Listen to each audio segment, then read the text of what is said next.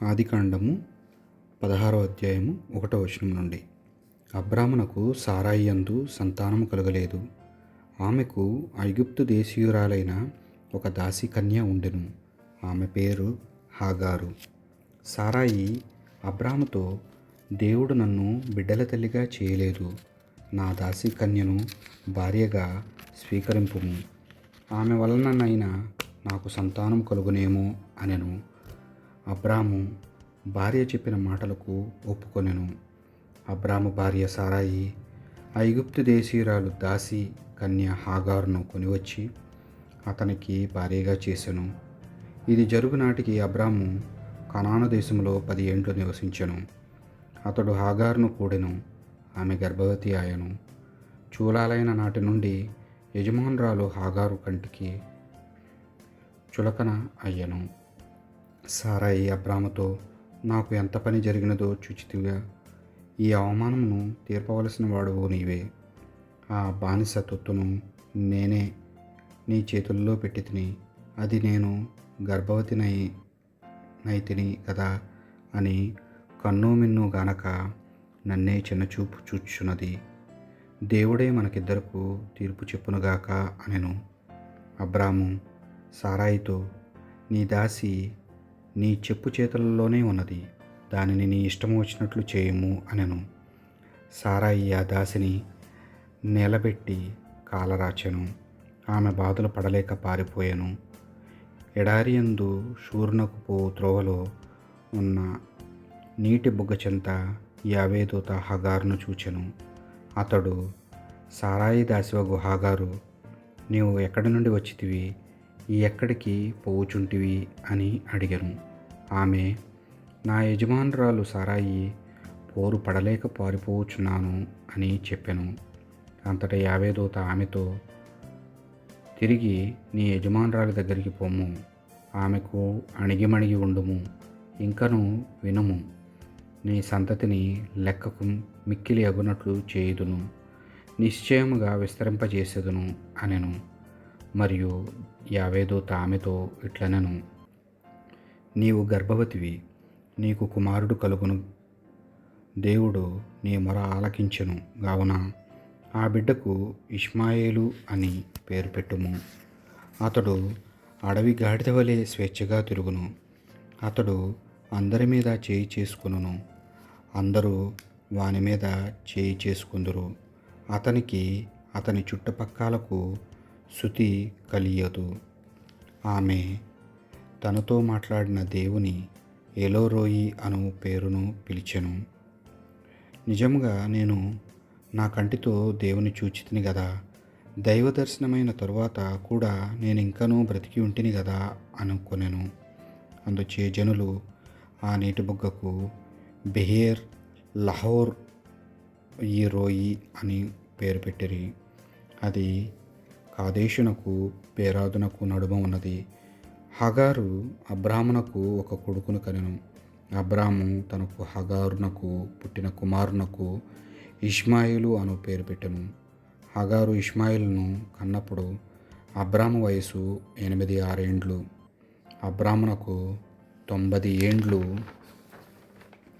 వచ్చినప్పుడు దేవుడు ప్రత్యక్షమై, నేను సర్వశక్తిమంతుడకు దేవుడను, నా సన్నిధిన మెలుగుము, నిర్దోషివై ఉండుము, నేను నీతో ఒడంబడిక చేసుకుందును, నీ సంతతిని విస్తరింపచేయుదును అనెను. అబ్రాము దేవుని ఎదుట సాగిలపడెను. దేవుడు అతనితో మాట్లాడుచు, నేను నీతో ఒడంబడిక చేసుకొనుచున్నాను, నీవు అనేక జాతులకు తండ్రివగుదవు. ఇక ముందు నీకు అబ్రాము అను పేరుండదు, అబ్రహాము అను పేరు మాత్రమే ఉండును. నేను అనేక జాతులకు నిన్ను తండ్రిగా చేసితిని, నీ సంతతిని పెంపొందింపచేయుదును, నీ నుండి జాతులు ఏర్పడును, నీ నుండి రాజులు పుట్టుదురు, నీ సంతతి ఎడ నా ఒడంబడిక చెల్లును, అది తరతరముల వరకు శాశ్వతముగా స్థిరపడు ఒడంబడిక. నీకును నీ సంతతికిని నేనే దేవుడను. మీకు కాని దేశముగా ఉన్న కనానును భూమిని మొత్తము నీకెత్తును, నీకును నీ తరువాత వారికిని శాశ్వత భోగముగా చేయుదును. నీ తరువాత వారికి సైతము నేనే దేవుడను అని చెప్పెను. దేవుడు అబ్రహాముతో ఇంకాను ఇట్లనెను, నీవును నీ సంతతి వారును తరతరముల వరకు నా ఒడంబడిక చెల్లునట్లు చూడవలెను. నాకును నీకు నీ తర్వాతి తరముల వారికి నీ నడుమ నేను చేసిన ఒడంబడికను మీరెల్లరూ పాటింపవలనన్నచో మీలో ప్రతి పురుషుడును సున్నతి పొందవలెను. మీరు చర్మాగ్రమున సున్నతి చేసుకొనవలెను. ఇదియే మన నడుమ ఉన్న ఒడంబడికకు గుర్తుగా ఉండును. తరములన నీ ఇంట పుట్టినవారు నెత్తురుపోతూ లేకపోయినను నీవు సొమ్మిచ్చి కొనువారు 8వ నాడు సున్నతి పొందవలేను.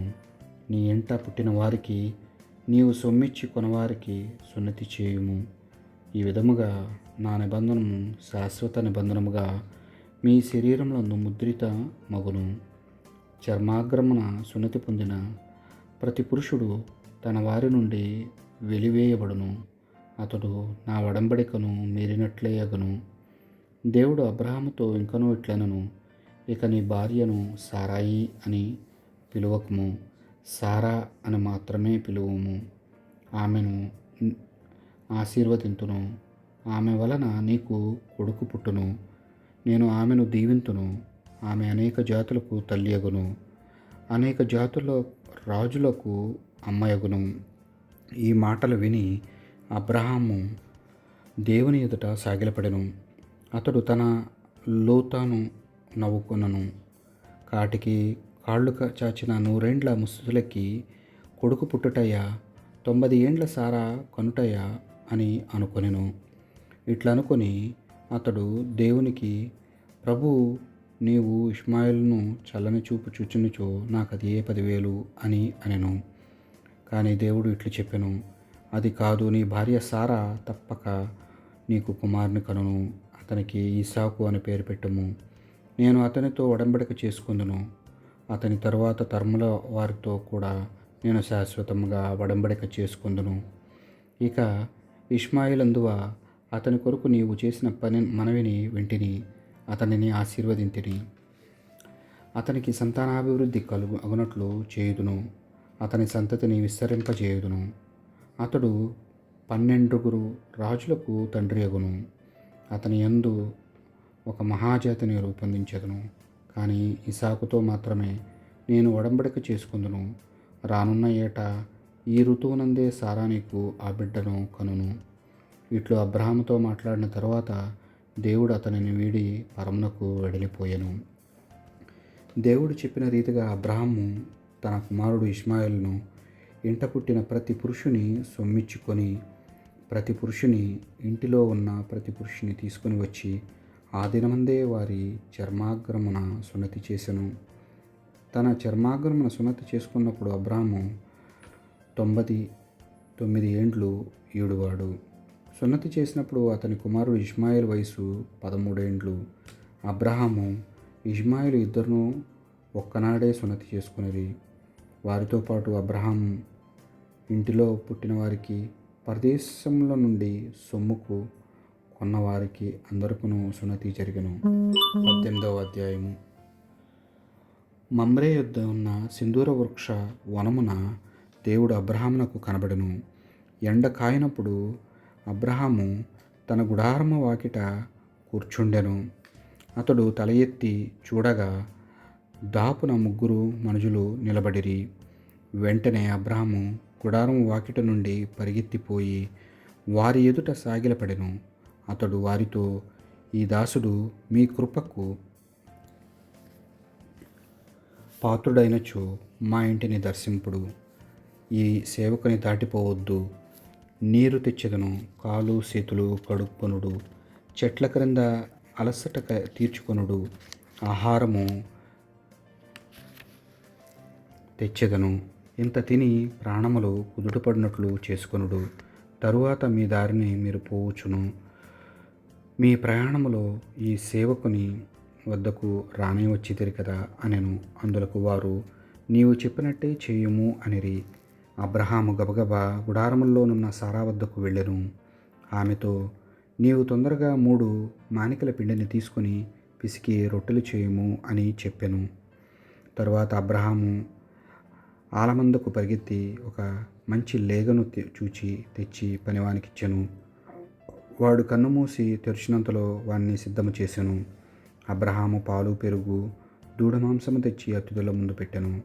వారు భుజించుచుండగా వారికి సేవలు చేయుటకు తానును అక్కడనే చెట్టు కింద నిల్చుండెను. నీ భార్య సారా ఎక్కడా అని అతిథులు అతనిని అడిగిరి. ఆమె ఇక్కడనే గుడారంలో ఉన్నది అని అతడు చెప్పెను. అంతటా ఆయన, నేను రాబోవు 7 కూడా సరిగ్గా ఈ సమయమునకే తిరిగి వత్తును. ఆనాటికి నీ భార్య సారాకు ఒక కొడుకు పుట్టును అని చెప్పెను. అతనికి వెనుక ప్రక్కన ఉన్న గుడారంలో తలుపు చాటున నిలిచి ఉన్న సారా ఈ మాటలు వినెను. అబ్రహాము సారా ఇద్దరును ముదివగ్ధులైరి. సారా పిల్లలను కను వయసు దాటినది. కావున సారా తనలో తాను నవ్వుకుని, నాకు ప్రాయము చెల్లినది, నా భర్తయు ఎండి వరుగయ్యను. నేను ఇప్పుడు మగని పొందును, అనుభవించి బిడ్డలు కనుటయా అని అనుకొనెను. అందుకు దేవుడు అబ్రహాముతో, ముసలి దానివైనను నాకు బిడ్డలు పుట్టుదురా అని సారా నవ్వనేలా, దేవునకు అసంభవమైనదేదైనా ఉన్నదా? రాబో 7 కూడా సరిగ్గా ఈ సమయమున నేను తప్పక తిరిగి నీ యొద్దకు వత్తును, సారాకు కొడుకు పుట్టును అనెను. ఆ మాటలకు భయపడి సారా నేను నవ్వలేదని బొంకెను. అవును, నీవు నవ్వితివి అని అతడనెను. ఆ మనుషులు అక్కడి నుండి లేచి సొదొమ వైపు చూచిరి. అబ్రహాము వారిని సాగనంపుటకు వారి వెంట వెళ్ళెను. దేవుడు తనలో తాను ఇట్లు అనుకొనెను, నేను చేయదలుచుకున్న పని అబ్రహామునకు చెప్పకుండా దాచెదనా? శక్తివంతమైన ఒక మహాజాతిని అతని వలన ఏర్పడను. భూమండలమందలి సకల జాతుల అతని ద్వారా దీవెనబడయును. అబ్రహాము కుమారులు అతని కుటుంబము వారు తరువాత కూడా దైవమార్గమున అంటిపెట్టుకొని నీతి ధర్మములను పాటించుటకు అతనిని బుద్ధిపూర్వకంగా ఎన్నుకొంటిని. ఈ విధముగా నేను అతనికి మాట ఇచ్చినట్లు అంతయు నెరవేర్చెదను. కావున దేవుడు సొదొమ గొమొర్రా ప్రజల పాడు పని పైకి పొక్కినది, వారి పాపం పండినది.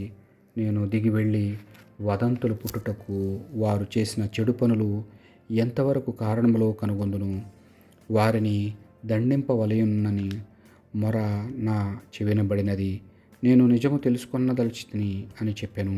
అంతటా మనుషులు సొదొమ వైపు వెళ్ళిపోయిరి.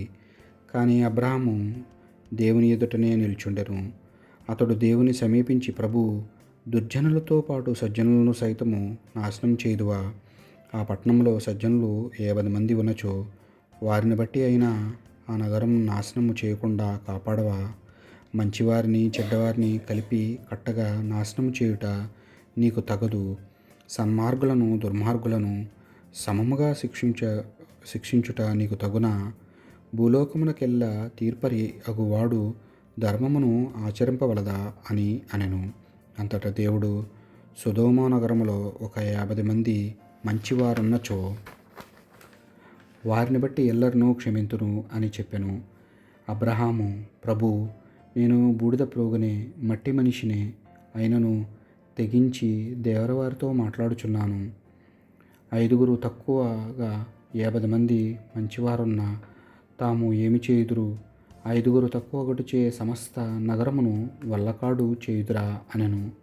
45 నేను దానిని నాశనము చేయును అని దేవుడు చెప్పెను. అబ్రహాము తిరిగి, ఒకవేళ 40 మంది మాత్రమే ఉన్న ఎట్లు అని అనెను. 40 మంది ఉన్నను నేను నాశనము చేయును అని దేవుడు చెప్పెను. అప్పుడు అబ్రహాము, ప్రభు, కోప్పడకుము, ఇంకొక మనవి, 30 మంది మాత్రమే ఉండిరనుకునము, అప్పుడు ఏమి చేయుదురు అనెను. 30 మంది ఉన్నను నేను ఏమీ చేయను అని దేవుడు అనెను. అబ్రహాము, ప్రభు, ఇంకనూ మాట్లాడుటకు సాహసించుచున్నాను. ఒకవేళ నగరములో 20 మంది మాత్రమే ఉన్నచో ఏమి అగును అని అడిగెను. దానికి ప్రభువు దేవుడు, 20 మంది ఉన్నను నాశనము చేయను అనెను. తరువాత అబ్రహాము, ప్రభు, తాము కోపపడకున్నా ఇంకోసారి మాత్రం మాట్లాడదును. ఒకవేళ అక్కడ పదుగురు మంచివారు మాత్రమే ఉందురేమో అని అడిగాను. దానికి దేవుడు, పదుగురు మంచివారున్నా చాలు, దాన్ని నాశనం చేయను అని చెప్పెను. అంతటా దేవుడు అబ్రహాముతో మాట్లాడుట చాలించి వెళ్ళిపోయాను. అబ్రహాము ఇంటికి తిరిగి వచ్చెను. ఈ దేవుడి వాక్యాన్ని దీవించునుగాక. పితా పుత్ర పవిత్రాత్మ నామమున ఆమెన్.